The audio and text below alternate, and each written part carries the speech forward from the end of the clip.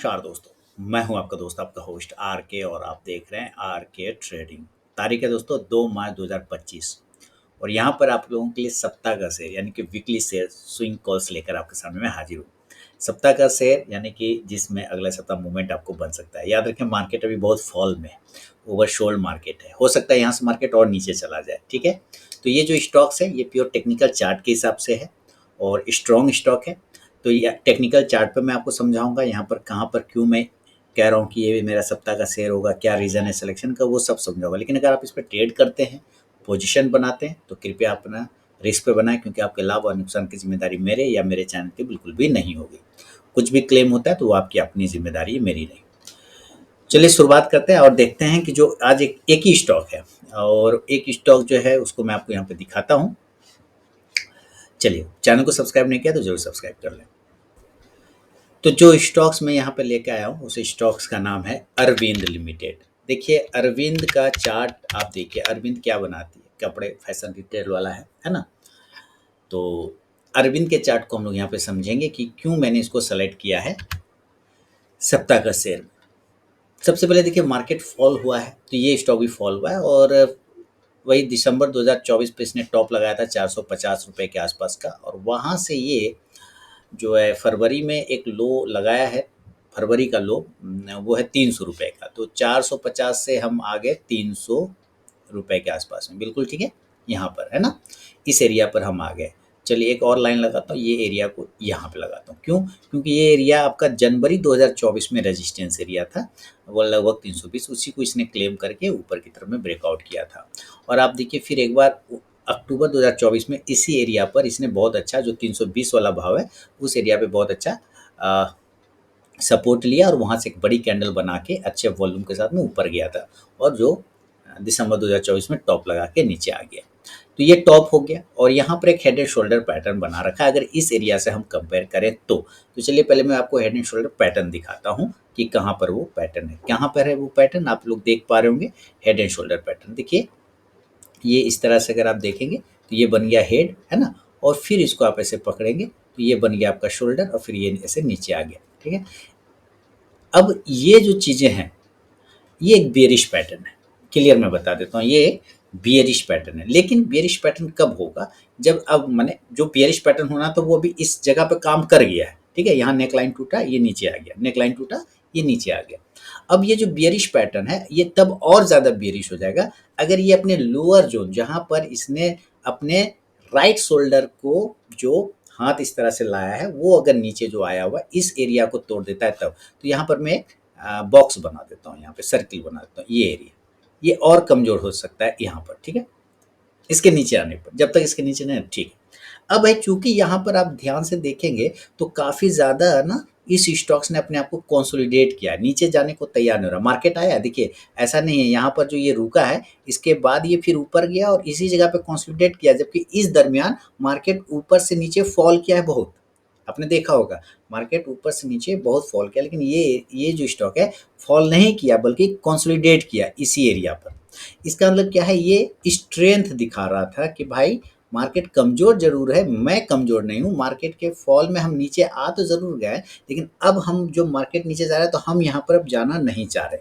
ऐसा मेरा चार्ट जो मैं देख रहा हूँ वो समझ पा रहा हूँ। ठीक है, इसीलिए ये एरिया को क्या कर रहा है, ये बार बार मल्टीपल 5-6 कैंडल बना के सपोर्ट ले रहा है।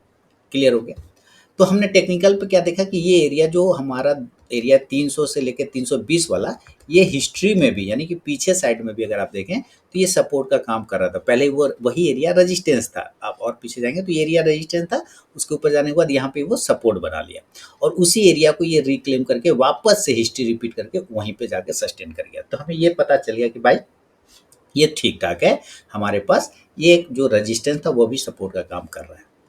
अब हम क्या देख रहे हैं कि चूंकि ये कंसोलिडेट कर रहा है, ठीक है, चूंकि ये कंसोलिडेट कर रहा है, तो आप यहाँ पे देखिए क्या हो रहा है, ये एक रेक्टेंगल पैटर्न में फंस गया है।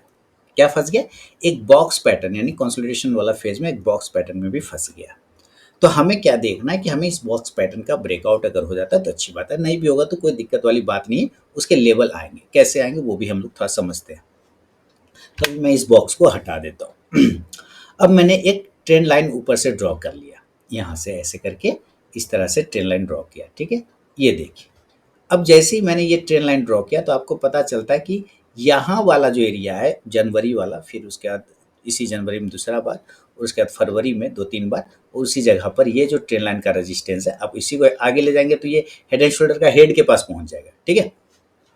अब इस एरिया के पास में हम क्या देख रहे हैं कि ये रेजिस्टेंस ले रहा है वो एक ट्रेन लाइन का, तो हमें कहीं न कहीं इस ट्रेन लाइन का ब्रेकआउट भी हो जाए तो एक मूवमेंट बन सकता है। अब बात समझिए, एक ब्रेकआउट हो जाए तो मूवमेंट बन सकता है। फिर दिमाग में आता है कि अच्छी बात है, अगर ब्रेकआउट हो जाए तो अच्छी बात है, हम उस ब्रेकआउट वाले एरिया पे एक लाइन लगाते हैं तो उसका भाव आता है 350 के आसपास में। कितना आया? 350। ट्रेन लाइन का भाव पकड़ते हैं तो 348 आता है। चलिए ठीक है, कोई बात नहीं। अब हम यहाँ पे क्या देख रहे हैं कि चलो इसका आरएसआई इंडिकेटर देखते हैं। तो आपको पता है मेरा आरएसआई इंडिकेटर पे एक 50 एमजी की स्ट्रैटेजी है ना, कि आरएसआई जब 50 के ऊपर जाता है तो पॉजिटिव हो जाता है। तो आप कहेंगे ये तो 50 के नीचे ही है, बिल्कुल सही। अभी तो मात्र 48 पर है, तो मैं अभी तो एंट्री के लिए बोल भी नहीं रहा हूँ कि भाई एंट्री लो। बात समझ रहे? यानी यहाँ पे देखिए आरएसआई को ये ब्रेकआउट करने की कोशिश किया था, यहाँ पे ब्रेकआउट करने की कोशिश किया था, ब्रेकआउट नहीं कर पाया, रेजिस्टेंस ले लिया 50 का, फिर ऊपर गया, उसी एरिया से फिर टकरा के नीचे आ गया, फिर उसी एरिया पे गया, टकरा रहा है। इसका मतलब ये क्या कर रहा है, बार बार कोशिश कर रहा है आरएसआई का जो 50 वाला इंपॉर्टेंट रेजिस्टेंस है उसको भी तोड़ने का कोशिश कर रहा है, ठीक है। यानी इंडिकेटर पे भी एक ब्रेकआउट का संभावना है, और अगर आप नीचे वॉल्यूम देखेंगे तो आपको ये वॉल्यूम भी बढ़ता हुआ नजर आ रहा होगा। क्लियर? चलिए, अब आप ये देखिए कि दो चीज़ें हमें आ गई कि हमारा आरएसआई भी ब्रेकआउट करने की स्थिति पे, हमारा वॉल्यूम भी बढ़ रहा है, हमारा ट्रेंड लाइन का रेजिस्टेंस भी ब्रेकआउट करने की कोशिश पर आ रहा है। अब हम थोड़ा सा इसका शिफ्ट कर देते हैं बड़े चार्ट पर, और इसके लेवल बड़े चार्ट मतलब अब हम वीकली चार्ट पे चले जाएंगे, ठीक है। वीकली चार्ट पे जैसे ही आते हैं तो फिर हम इसका आरएसआई देखेंगे, तो अभी आरएसआई हमारा नीचे, इसमें नो प्रॉब्लम। लेकिन हम क्या देख रहे हैं कि वीकली चार्ट पे जब ये गिर रहा था तो लास्ट टाइम इसने एक डोजी बनाया था पिछले वीक, उस डोजी का लो को नहीं तोड़ा। यानी डोजी कब बनता है, जब बायर और सेलर दोनों कंफ्यूज होकर मार्केट ये किस डायरेक्शन में जाना है। अगर इसका हाई तोड़ के ऊपर निकलने की कोशिश करता है तो ये पॉजिटिव हो जाता है, अगर इसका लो तोड़ के निकलने की कोशिश करता है नीचे तो ये निगेटिव होता है। ये क्या कर रहा है, अपने हाई को तोड़ के निकलने की कोशिश कर रहा है, इस डोजी के हाई को। तो ये चीज़ें हमें यहाँ पे समझ में आ रहा है। ओके, अब हम इसका छोटा वाला एक मूविंग एवरेज 5 डे का लगा देते हैं। तो हमारा 5 डे का मूविंग एवरेज का कितना प्राइस आ रहा है, वीकली वाला 344 आ रहा है, 344 आ रहा है। अगर हम डेली के टाइम फ्रेम पर इसको शिफ्ट करते हैं तो हम कितना देख रहे हैं कि अरे ये तो 5 डे के ऊपर सस्टेन कर गया। फिर हम इसके बाद क्या करते हैं, 35 लगा देते हैं। तो 35 तो अभी हमारा रेजिस्टेंस एरिया है, वही ट्रेन लाइन वाला रेजिस्टेंस, और 35 का प्राइस देखिए लगभग दोनों मैच कर रहा है, ठीक है ना, दोनों 350 के पास में आ रहा है। तो ये तो दिमाग में सेट हो गया कि भाई अगर ये इस एरिया के ऊपर निकाल देता है तो एक मूवमेंट देखने को बनता है। तो उसका प्राइस कितना आता है, 350, ठीक है। अब 350 के ऊपर निकालेगा तो मूवमेंट आ सकता है, क्योंकि वहाँ पे 35 डे का भी एक्सपोनेंशियल मूविंग एवरेज है, और ये एक ट्रेन लाइन का भी रेजिस्टेंस है, और एक बॉक्स एरिया का भी रेजिस्टेंस बन रहा है, ठीक है।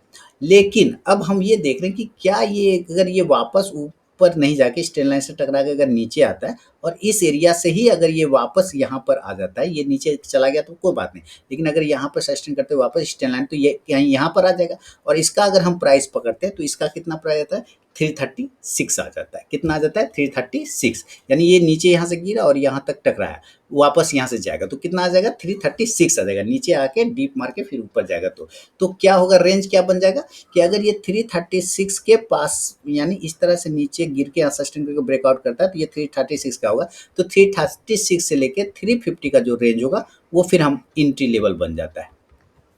समझ में आ रहा है? देखिए मार्केट बता दूं वीक है, कमजोर है, निगेटिव है, डर है।